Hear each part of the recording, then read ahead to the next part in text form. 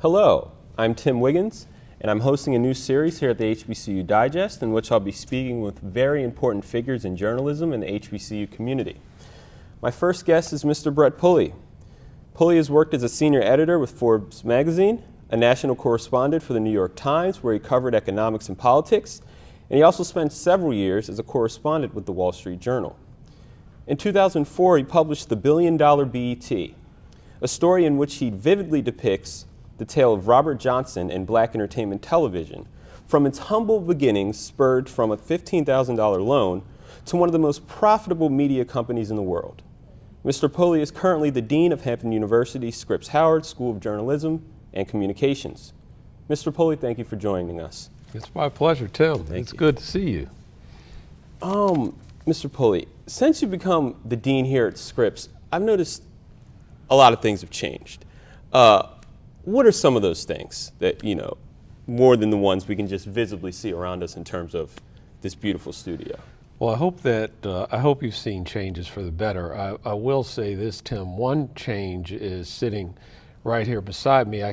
This can't go unspoken. When I arrived here just 2 years ago, you were a senior, right? This is true. And I remember you were in the final days of your undergraduate experience, and you were running around here trying to finish, and you were in jeans and flip-flops. and look at you now.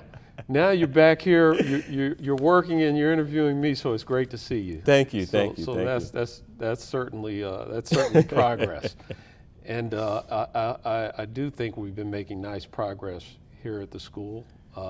As you pointed out, I think there are some things that you can visually see have changed. I think the studio is one of them. I don't remember if we had put the new sets in before you left, but these are some pretty new sets. And then also there are, I think, some great things happening for students. We have a number of major media companies that have really put us on their radar, if you will, and they've been spending time here. In fact, there's a company who's here today visiting Calkins Media, and Disney is planning a 3-day visit. In the past few months, we've had NBC Universal Day, we've had Bloomberg Day, and a host of others. And as a result of that, we're seeing people really land some nice internships and some nice job opportunities. In the past few weeks, we've had a couple of recent graduates who've been hired at the NBC network in New York. We've had a couple of students who have landed New York Times summer program opportunities, and just a host of really, I think, positive things that are going on. That's good to see. Being a 2012 graduate of Hampton University, it's a pleasure to see a university that's flourishing and doing so well. When it comes to media, we've seen a drastic shift within the last couple years in terms of content. With the growth of social media, people are sharing pictures and articles and videos at a rate that's just constant, really. Yes. How do you think this change has affected the quality of content within that realm of media? Well, I think that quality content ultimately will prevail, or premium content, if you will. And yes, I think we're in this era right now of extraordinary fascination with distribution platforms, ways to distribute that content that you're referring to, right? So we see a company like Facebook pay $1 billion for Instagram, right? Because it is this amazing way to move a photo instantly at the push of a button to millions of people. I don't think they pay $1 billion for it because they think that people in perpetuity will really care about getting a photo of what you're eating right now. Right. That's the content that is essentially being moved on that distribution platform right now. But they see value in it. They see it worth being $1 billion today and certainly worth a lot more in the future because it is an extraordinary way to distribute content. Ultimately, the quality of the content that is distributed on that platform and the other platforms that we're seeing proliferating at an extraordinary rate, as you mentioned, it's going to matter. So it all comes back to premium content. It all comes back to quality content. That's why it all comes back to what we do here at the Scripps Howard School, which is teach young people to be extraordinary communicators. You know, at the end of the day, communications, whether we're doing it here in front of cameras, whether you're doing it on the web, whether you're doing it in print, it's still one word after another. And that's what we are first and foremost focused on, is making sure young people learn to be extraordinary communicators. I find it interesting that you commented on that, because what I've seen in the last 10 years is a departure in terms of the youth culture from viewing the everyday 5 o'clock news, nightly news, constant news reports, to sharing their own information and creating their own news through things like Twitter and Facebook and Instagram and Pinterest. How is Hampton University adopting to that, and how important is it, do you think, that students explore these new realms of multimedia? Sure. Well, I think it's essential. I mean, it's paramount. You're absolutely right. The traditional news outlets have been irrevocably disrupted. So while the 5 p.m. broadcast or network newscast may still exist, whether it's 5 or 6 or whatever, it does not have the audience that it once had. That audience has been splintered in all kinds of directions. And so it's absolutely essential that students explore that, because that's where the opportunity is. You know, while those traditional platforms, whether it is that 5 or 6 p.m. newscast, or whether it's the newspaper that traditionally fell on your doorstep in the morning, whether those continue to live is of question. But one thing that is not of question is the fact that the need for content has never been greater. And again, because you alluded to it yourself, you talked about the platforms that are growing and expanding and are proliferating as we speak, right? There are all these new ways to distribute, whether it's social media, whether it's platforms such as Pinterest, whether it's platforms such as Instagram, etc. There is this fast changing and expanding world of ways to distribute information and content. So what that means is that the need for content is not at all dissipating. It's expanding too. And so you know, as a School of Journalism and Communications, that's what we're doing. We're preparing people to be gatherers and distributors of content, no matter what the prevailing distribution platform may be.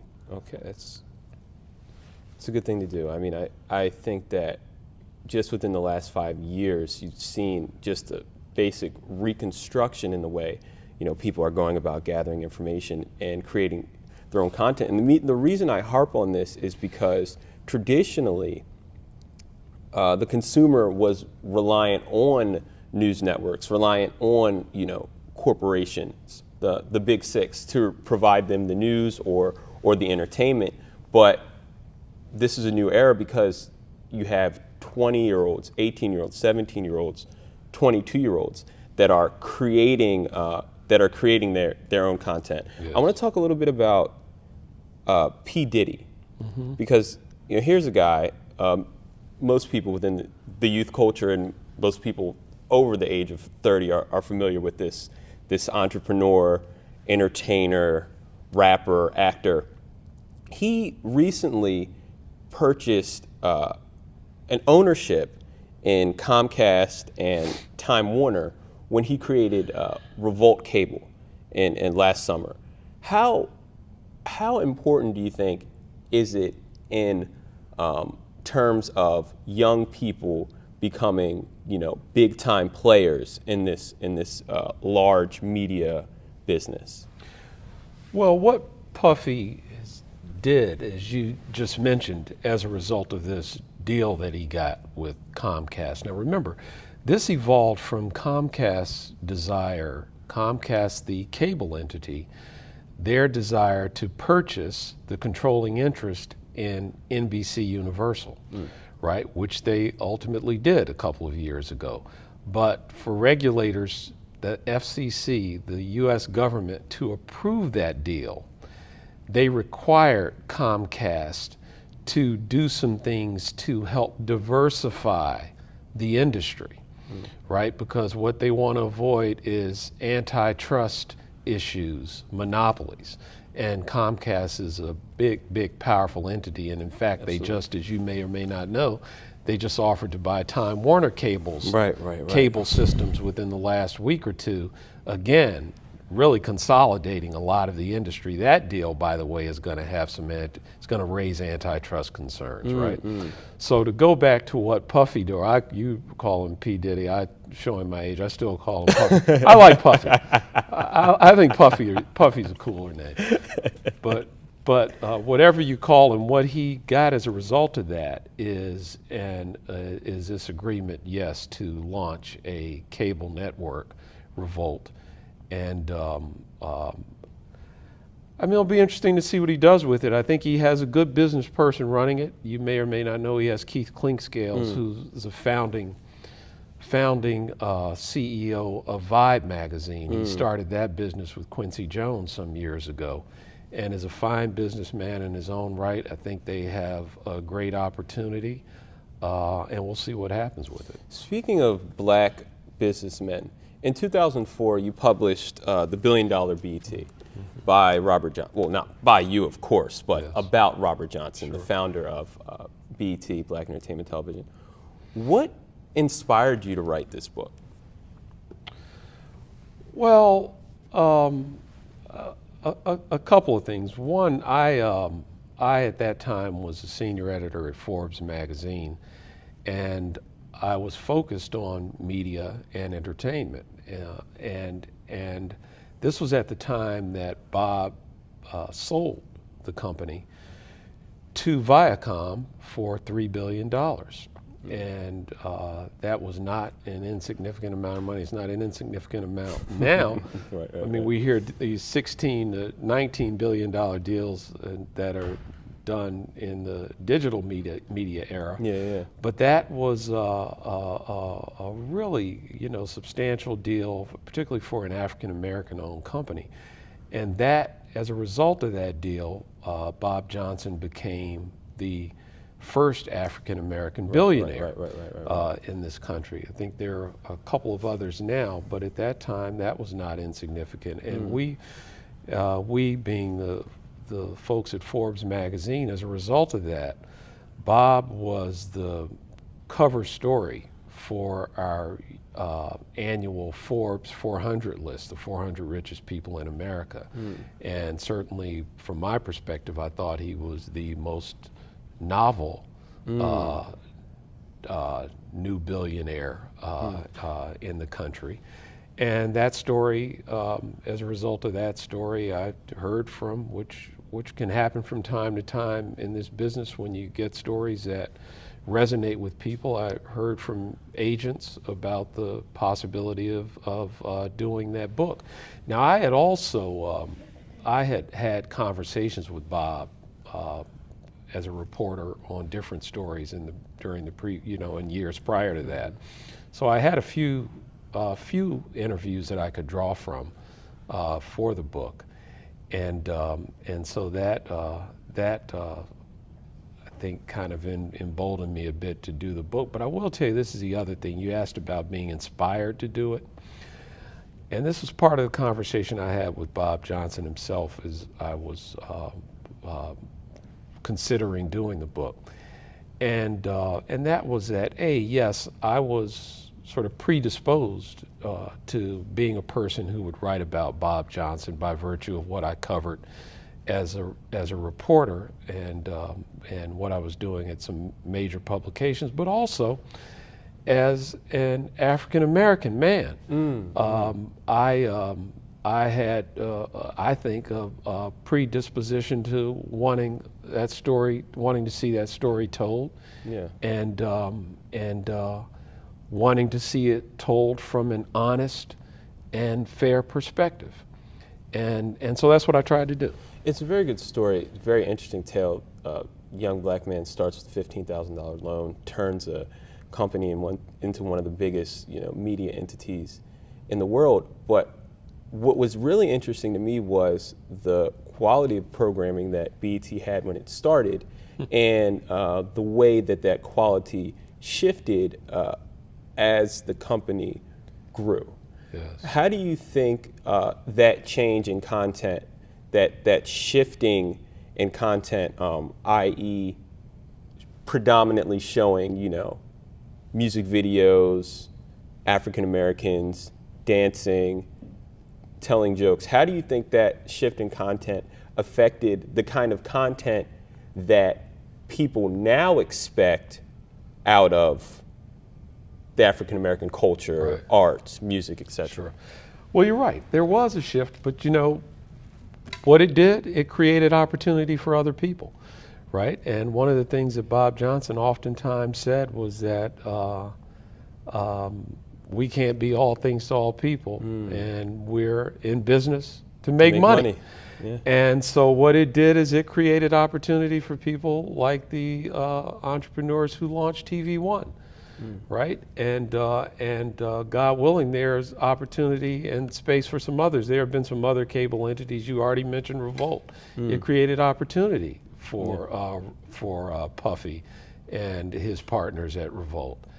And so, yes, Bob, I think, and his partners, absolutely, they went through various periods where they tried things with programming. And they tried some, if you look at the book, or if you may be too young to recall some of the early days of BET, but they were really trying to do everything. They were trying to do news, they were trying to do movies, they were trying to do sitcoms, all kinds of stuff. And remember, cable as a business model is really about niche programming. Yeah.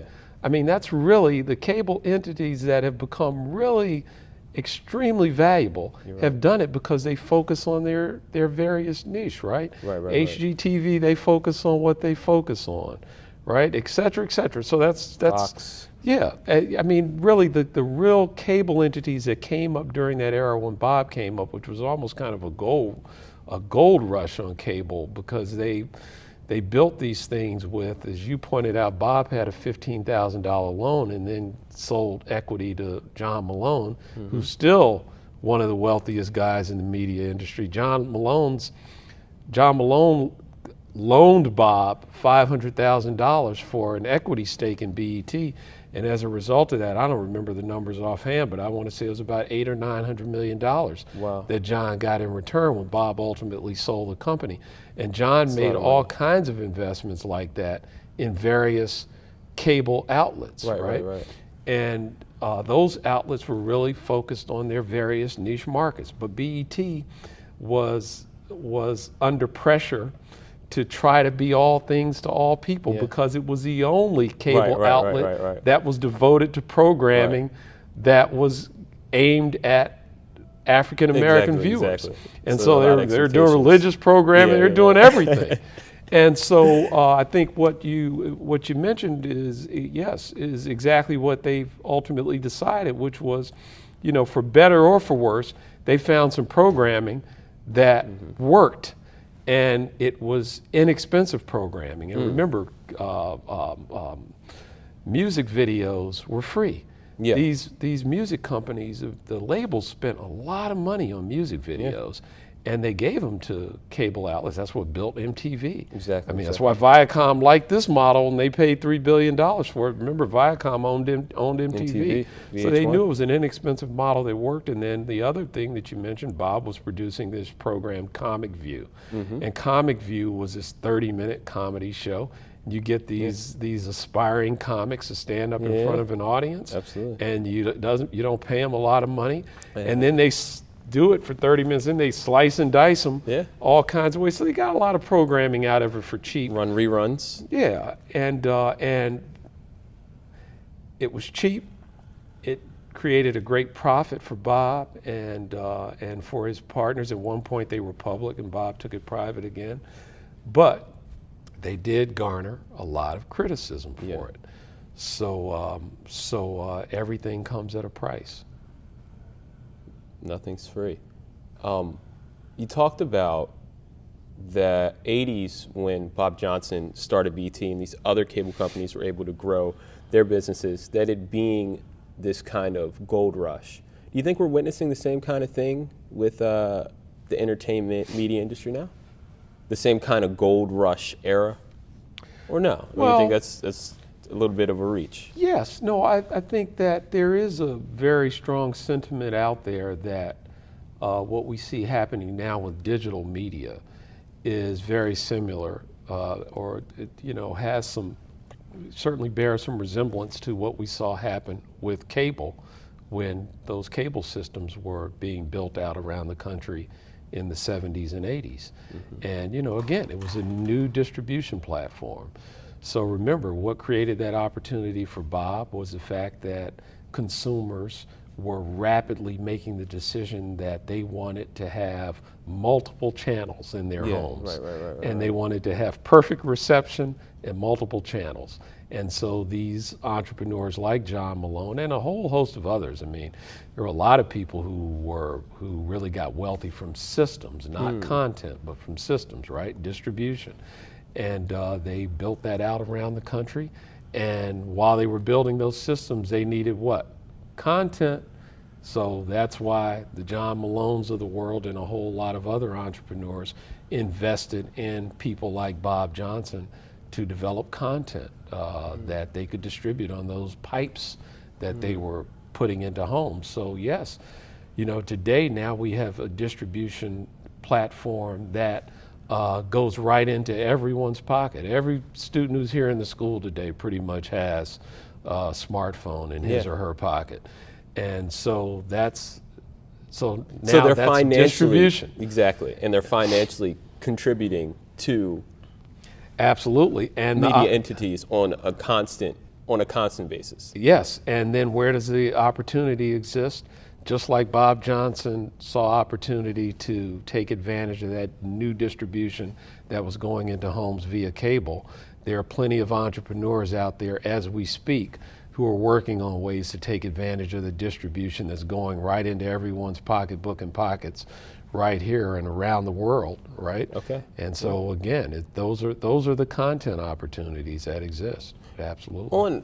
On a social level, because I understand that the operation and point of media entities is to build business and to make money. But then there's consumers who say that these entities have this social responsibility, often subjective in nature, but they have this social responsibility to produce content that's socially responsible and can be shared with multiple audiences. Yes. With a program like Instagram or Facebook, how often do you think the consumers, when they see these multiple pictures, these multiple 6-minute videos, and just millions of articles, how often do you think consumers and the producers of this content, because now we're in an era in which the consumer has also become the producer, whether or not they're getting paid or not, how often do you think the consumer/producer is asking themselves when they put out an Instagram tweet or a tweet the question, who cares? Like, how is this? What is the purpose of this tweet, picture, etc.? Sure. How often do you think that's being asked? Well, I'm not sure that it's being asked that often relative to the number of people who can distribute on those platforms. But I do think that it's still one of the first questions that producers of premium content have to concern themselves with. Because remember, there's this world of content out there that is distributed by the average person, right? And everyone has access to it now today. But when we start talking about premium content, content that consumers will be willing to pay for, or content that exists in some sort of that exists within a company that is in business to make money within some sort of media entity. I mean, we still have to concern ourselves with those kinds of questions, right? Yeah. Why is it important? Who cares? And again, those are the kinds of things that students like our students are learning. We are preparing people to be producers of premium content, right. quality content. So that again, Tim, is I think what will make the difference in the long run when we talk about some of the distribution outlets that are very prevalent today, whether it's Pinterest or whether it's WhatsApp, which Facebook just paid $16 to $19 billion for. It's really going to be those very questions that you ask that make the difference. It's going to be the quality content that matters. And you know, you're right.